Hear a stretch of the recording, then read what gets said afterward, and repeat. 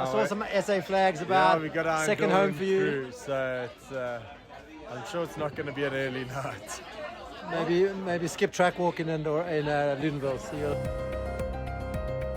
With many riding high off the back of a successful battle at Fort William, riders return to the World Cup schedule, this time round in the beautiful Andorra, more specifically Pal Arinsal. Welcome back to Misspent Summers' Views audio magazine, the mix of audio clips that aims to give you an insight into all the action from mountain bike events around the world. The riders endured what seemed like every possible weather last week in Andorra, from beautiful sunshine to high winds and torrential rain. Nonetheless, we were treated to an action-packed weekend of scintillating racing. Sven Martin, Misspent Summers photographer and all-round racing guru, was trackside, taking on the elements and bringing the opinions and thoughts of the world's best downhillers to our ears. Before we get stuck into Sven's interviews, here is a rundown on the top 5 results from the 2023 Andorra Downhill World Cup. In the men, it was Thibaut Daprela, Greg Minnaar, Finn Iles, Antoine Vidal and Bernard Kerr. In the women, it was Nina Hoffmann, Vali Höll, Thane Seagrave, Cabirou and Eleonora Farina. In the junior men, it was Ryan Pinkerton, Christian Hauser, Nathan Pontevane, Evan Medcalf and Bode Kuhn.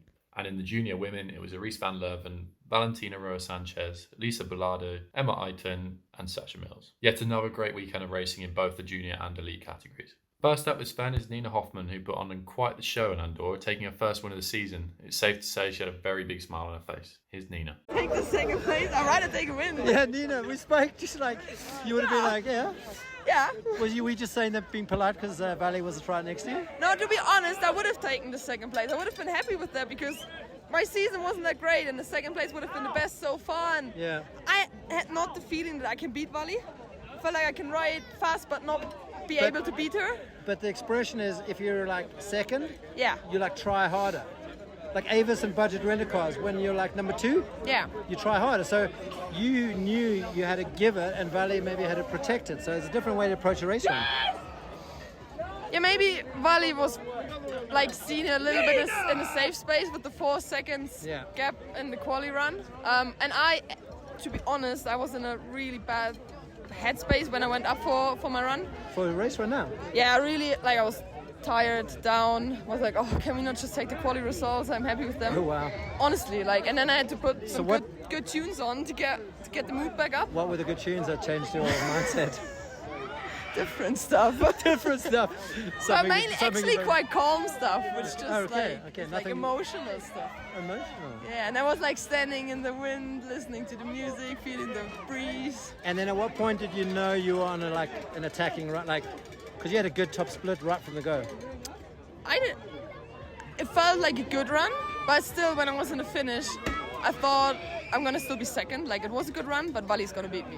Because it did not feel like a storm of a run. Yeah. But I was able to, what I said to myself, work yourself section by section by section, get off the brakes before straights. That worked really well. And yeah, just... German precision engineering.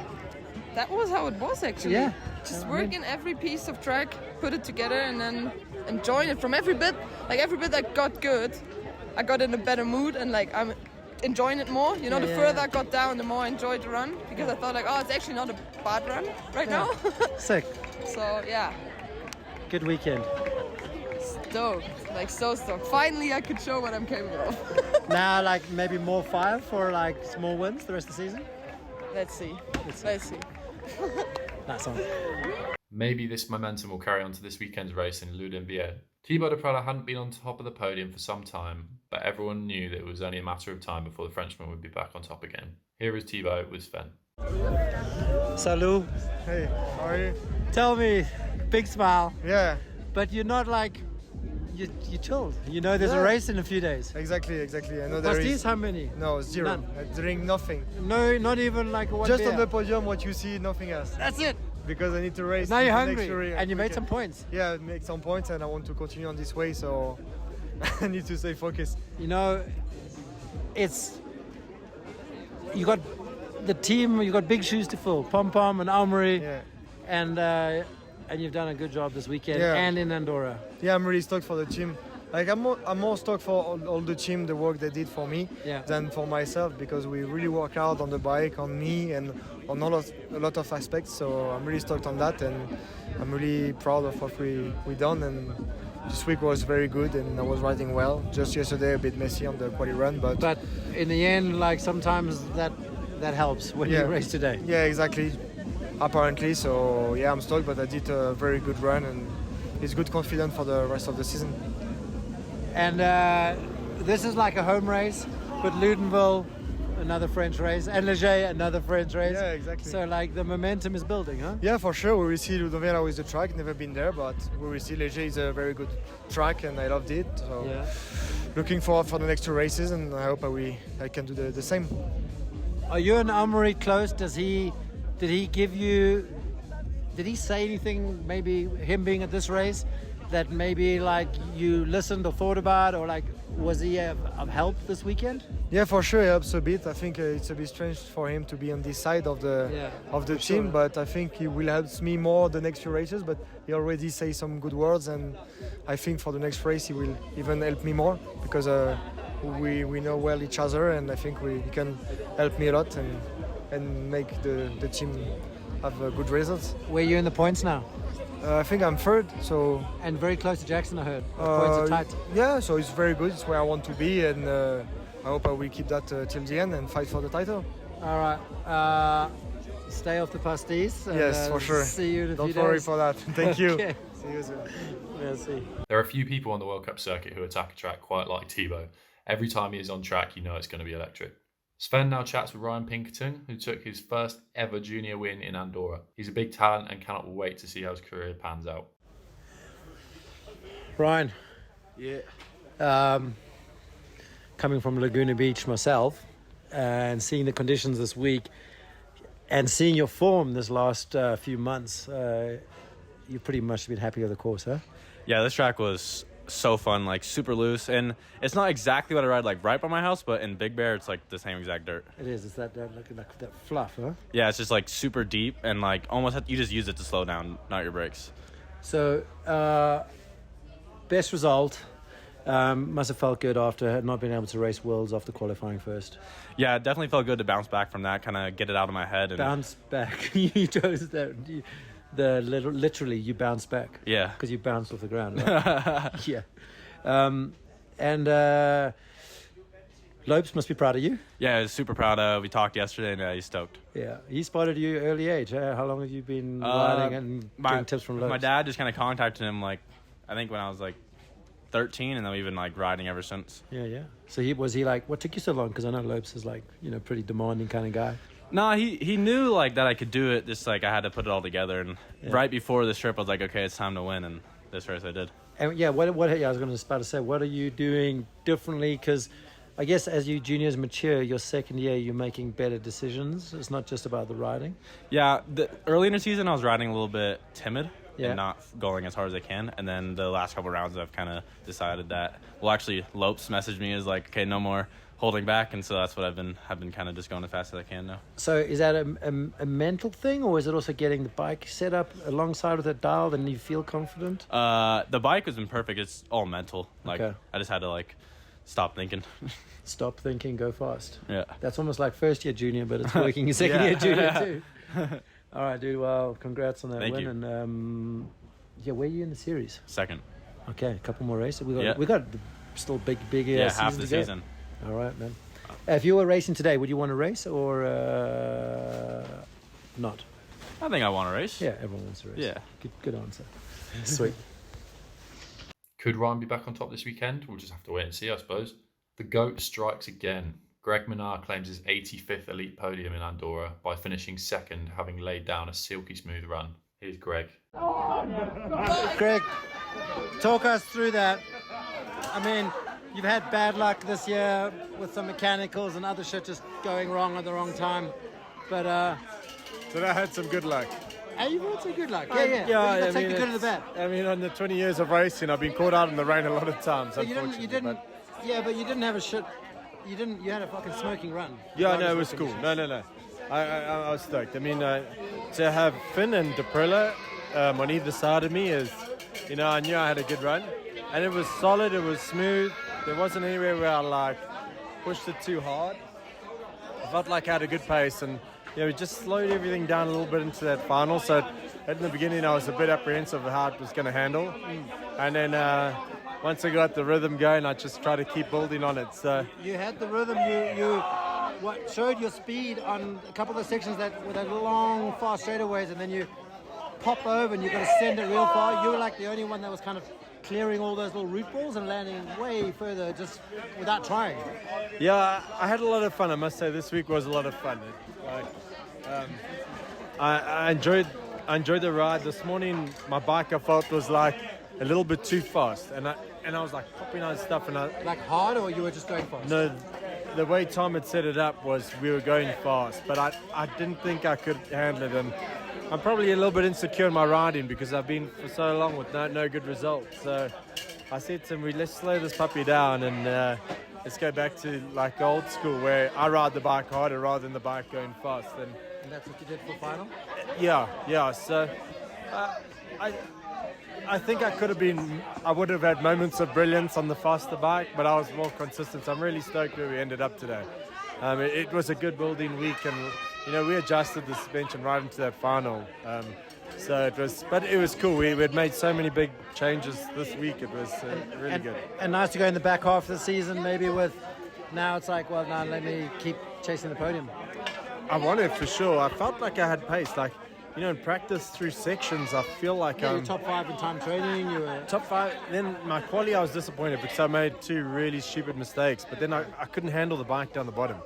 The bike was faster than me, and I couldn't ride it, and I lost so much time. So I was nervous of that happening again, and in the final. But yeah, I think like I've got the pace in sections, and now it's just putting it back together, man. It's been like going back to basics, and it's been a tough year and a half.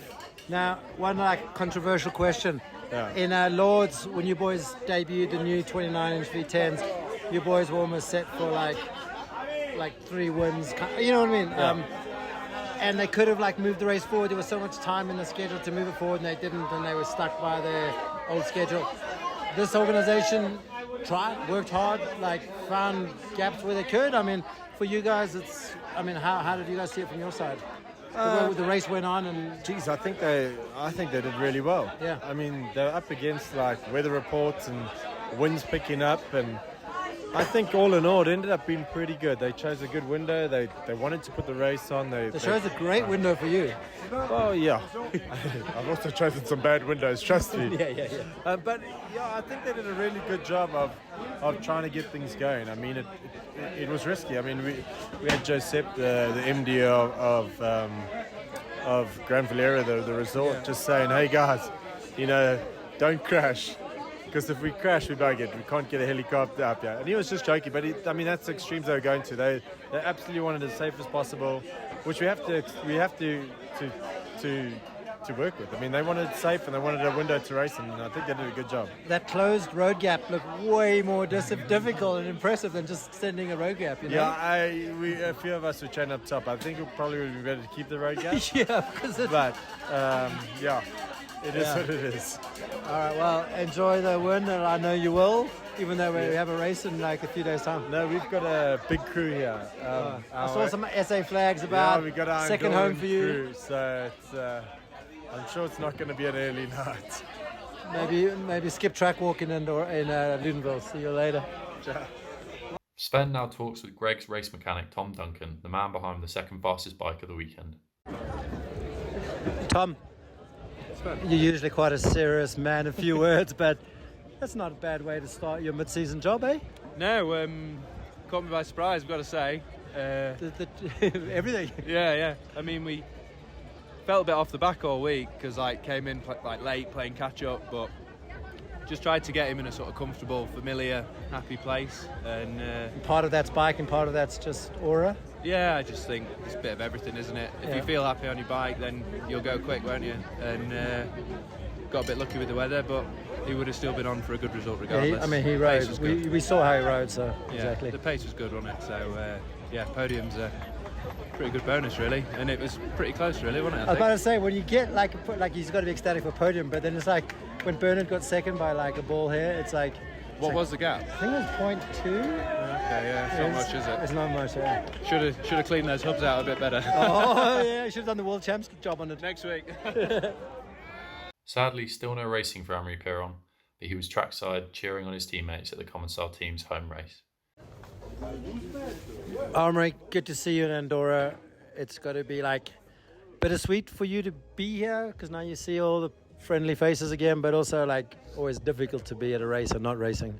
Yeah, definitely. My first thoughts were like, no, I don't want to go there. Like, it's gonna be too hard. Yeah. And finally, it's really cool. Like, I'm stoked to see everyone again, see the team, spend some time with them, and I can even start my rehab with Cabirou physio. Ah, cool. So yeah, it's really cool, and it was cool to see the guys on the hill. Did you do laps of the track at all? I just went like to the bottom, started from here and just look at the bottom bit. Yeah. New bottom section's good, eh? Yeah, and that looks really good. Yeah. Was just a bit sketchy with all the rolling rocks and everything. Yeah. But and even this morning, like we keep continuing to move out the track some rocks because it was just always moving and moving. Yeah. But yeah, overall, just stoked to be here and spend some time and watch the guys do the best of they can. Who would you reckon, without you being racing, who was, from what you've seen on social media and some raw videos, who was your pick for this weekend? Frenchie, maybe. No, but after quali, honestly, Loris looks good all week long. Yeah. So it's not surprised to see him second. Yeah. Loic is always. It's sad because he seems to he's so Normally, quali, he's not the guy that's going to win the quali. Huh? Yeah, he can win quali, but I mean, when you see him riding, he is super precise on the bike, and he don't look fast, because he's just super smooth. Yeah. So and he drove to one quali smash. He did a really good time. So no surprise at all to see those guys in front and. Obviously, your focus has been on health and recovery and chilling and stuff. But what do you keep yourself busy with in the past month and in the future months? Are you do some online learning? You get a quick degree, reading books? What do you now you can begin proper rehab and therapy. But what have you been busy with? Honestly, it's been really tough. The 7 first weeks until 4am World Champs were really hard because a bit of depressed and a lot of pain. So that was really hard, just to be focused on one thing, So I was just doing puzzles, So that was the only thing. It was keeping my mind, It's like COVID time. Yeah, really, worse than COVID time. We did a lot of puzzles in COVID time. Yeah. But honestly, puzzle was good, to put my mind away. Yeah. So was the best thing I could do then. And then some friends come to my place, so it was cool to see them. And then after that, I was able to move my head. And the hardest race for me to swallow was World Champs. So then it was a bit better, and everything get better from that. So it's cool now. Obviously, maybe a bit early to ask the question, but I know in any kind of injury, people want a long-term goal, to work towards. What is your do you have a long-term goal, or are you just going to see how what is your long-term goal? Do you want to be back between the tape for first World Cup next year? No, for sure. Definitely. That's the realistic hope, huh? Yes, that's really realistic because doctors say between 4 and 6 months post surgery. So this winter I will be back on my bike. So I remember I broke my neck August. Every injury is different. Yeah. I broke my neck August 5th. Yeah. And I raced Seattle Classic downhill March or April sometime. Okay. And many months just chilling, doing nothing, lying in the back. And the best thing about my injury, I don't know why we're talking about me, but it's a similar injury. Yeah. I came back, you're already in good shape, but I was never in good shape. But because my therapy was to protect my neck, came back for Seattle was my best race. Almost my best race was all my best racing because I looked after my body better. And I thought about so the training, But you were already at that level. But it's sometimes there's things happen for life and a reason. Yeah, no, for sure. Things happen for a reason, and definitely my winter. It's just show how my winter was, just about struggle and everything. So, so that's what it is. It's tough to swallow, but yeah. Otherwise, I try always to keep myself in a good shape. Yeah. So even better in this time. You can get back hiking and stuff. Yeah, I can start hiking, so that's really good. That put my mind away, and it's so good to feel, the effort again. What kind of winter sport do you do? Maybe instead of downhill skiing, you're going to have to do some cross-country skiing this winter? I think it will be maybe okay. Once the snow will come, maybe it will be okay to do again some ski touring. As long as it's deep powder, right? Yeah. No, but no, definitely this winter will be a bit different because obviously I will need more downhill time than usually. So maybe go to somewhere like New Zealand or something in February, type like kind of one of those. Yeah, definitely. Time on the bike. Nothing already is planned, but it's in my mind, and I'll try to come over there. Places like that. Yeah. Sounds good. Good to see you here. Good to chat, and man, and good to see you smiling. Yeah, good. There you go. Happy to see you. Yeah. Hopefully we'll see Amaury back on a bike soon. Him and Miriam Nicole have both been missed this season. Now, on Saturday, due to the not so friendly looking forecast, the race organisers made the decision that racing would be postponed till Sunday. However, due to weather conditions clearing up on the track, the decision was overturned and finals were back on. Downhill legend turned team manager legend Steve Peat chats with Sven about the possibility of a cancelled finals due to the adverse Andorran weather. Steve, you're the most experienced one here. I'm not going to say the oldest one here, but has there been? Because I can only think back to 2003. Have you guys had a final cancelled? I know we had that Scotland with the semi and stuff, the qualifier, but Scotland, that was like we had to get up there early morning, 5:30 from the Deer Gate and go up. But what about before that racing World Cups? I don't recall one cancelled ever. Would you also say, like, you kind of just got shit done back in the day? Yeah, just downhill, and you kind of just this race could nearly be over now if they'd have just cracked on with it. But I guess lightning's like rain's one thing, lightning's a different thing. This is an extreme venue. Yeah, we probably never went this hard back in the day, and here they use helicopters to get people on and off the hill, and if the heli can't fly, that is another reason that they cancel stuff. Okay, so you guys definitely did get this high back then. Oh yeah, we definitely cracked on. We're all snowflakes today. No snowflakes. Okay, on a serious note, you got quite an important role because, like, this downtime is going to be something new for the athletes, and each one's going to handle it differently. And I've seen you keeping pretty straight, like you kind of going around checking in and applying a different thing for each one of your riders. We're on a total different trajectory that we were on yesterday. It's we were all up here at 6:30 this morning. Different day for the athletes. I mean, Nina's used to getting up early, the other guys aren't. They had an hour of practice. Track was dry, everyone was riding really good. Everybody stoked, came down, bikes working good, and then we suddenly get a postponed notice. We're just sitting around now waiting till midday for them to make a decision. So we try and keep the athletes as warm as possible, fed, watered. No doubt you're going to have to get food going, and then some are having a nap, some are looking at GoPros, and different strokes. To be honest, I don't know where we're at, and I can't pass any messages on to anyone, so just trying to keep the whole pit vibe good and wait for a decision from the organisers. And even that decision coming at 12, but even then it will probably take an hour minimum before we could really, or even 2. Yeah, it's going to be a couple of hours, I mean, we're looking at weather, we're looking at the radar, see, like the weather. There was a big storm coming this way, and it seems to have bypassed a little bit now, but you don't know in these mountains. They're so steep and hard work. Cross-country guys are going to crack on regardless tomorrow, aren't they? They're not snowflakes, are they? It was a frustrating time for everyone, but you couldn't help feel for the racers who were all amped up and ready to go, and then told that there was a possibility of no finals. Here are Vali Höll and Nina Hoffmann talking with Sven about the predicament that the weather placed everyone in. Girls, interesting situation we got ourselves in. Definitely a first for you two. I've been asking the guys the same question, so it's kind of cool that you guys are both here at the same time. Nina. Yeah. Are you happy with your quali? Yeah, I'm happy with my quality. Would you be happy with that as your race result?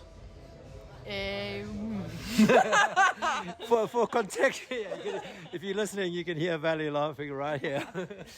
No, I would be happy, I think, because Vali's in quite a good shape at the moment, and it would take me a very good run to beat her. So don't know. I would be happy with the second, especially how my season went so far. So yeah, I would take the quali result. So you're saying pretty much saying you had a good quali run as your run as well. I was a qualies run, if you'd not give 100%, and then I did quite a big mistake on bottom, which cost me like a second, but she was like almost 4 seconds ahead. So. Vali, are you someone that wants to race because you just want to race, or are you quite happy to sit this one out and take the win?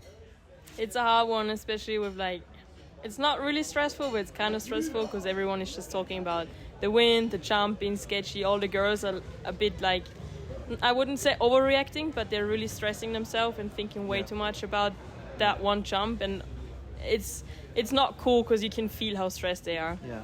And I don't like that vibe.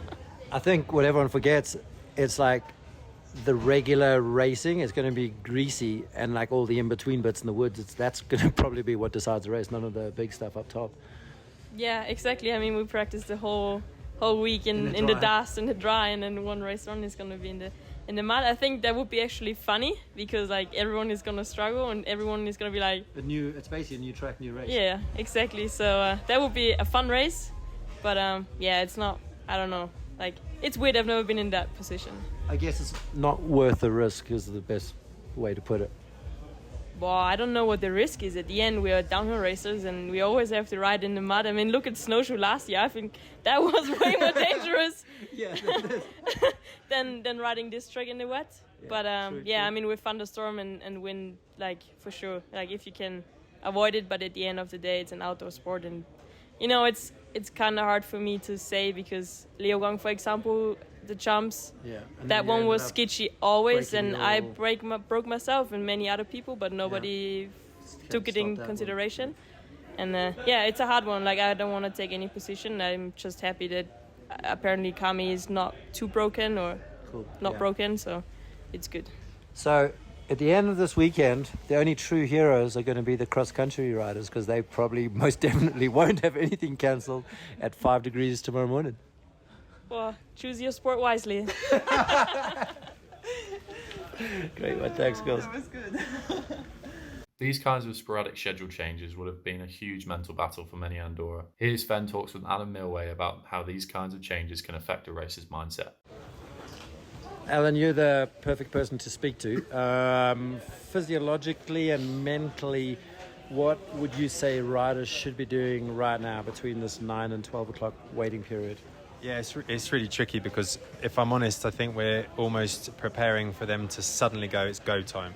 So there's a certain amount of trying to relax, but then we almost need to start building back up again. We did all the preparation and warm-ups and everything, and obviously that's just being cold now. But I think we need to relax, if I'm honest. What time did you wake up this morning to get your day started? 4:40. So that's, I'm going to say earlier than a lot. What are you doing for your early morning prep? To be honest, I woke up that early because I had so many things going through my head and I knew I needed to get up here early. So I don't think I needed to be up that early. And what about food-wise? Because everyone would have had probably a different breakfast this morning because all the hotels and the call was made so late that food would have been weird breakfast for everyone this morning? So we had our breakfast made for us last night, so we're all ready to go. And then some breakfast has been brought up as well. So it's those sorts of things because no one wants to eat at 5 o'clock in the morning today. It's really, really hard. So it's just trying and keep things as normal as possible. But now you're going to have to eat and you've got to run should we eat at 11 in case they suddenly say it's go at 12? Do we eat at 12? Because, I think it's drip feeding things at the minute. It's going to be one of those days where we just drip feed it. Ultimately, the energy expenditure today isn't that great. They've only had an hour's worth of practice. Yeah, okay. So should they be on their GoPros or should they be having a nap?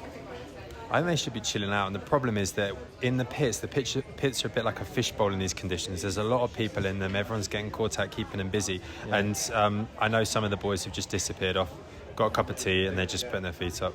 Yeah. Probably the best, I think. Good call. Yeah.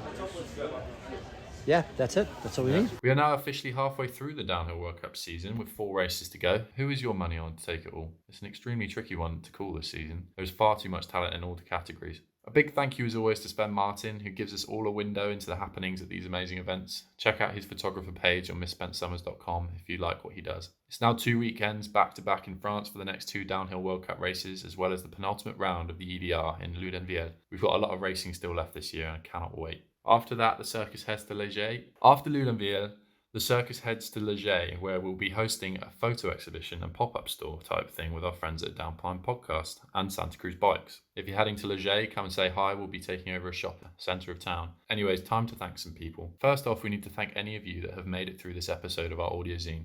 We really appreciate you listening. Thank you Sven Martin, Boris Bayer, Seb Scheik, for being in the field as always, capturing the incredible images for our website, newsletters, and our 2023 Hurly Burly and the World Stage yearbooks. Make sure you check out the scraps section of our website, which is where we upload our zines, notes, and all manner of other MTB related content. And lastly, don't forget that if you like what we do at Misspent Summers, you can help support us by spreading the word, buying anything from our store, or simply hitting the donate button at the footer of the website. We hope you've enjoyed this edition of Views. Please do let us know if you're enjoying these audio zines. We would love to hear your feedback. See you soon for another episode. If not, we'll see you in Léger.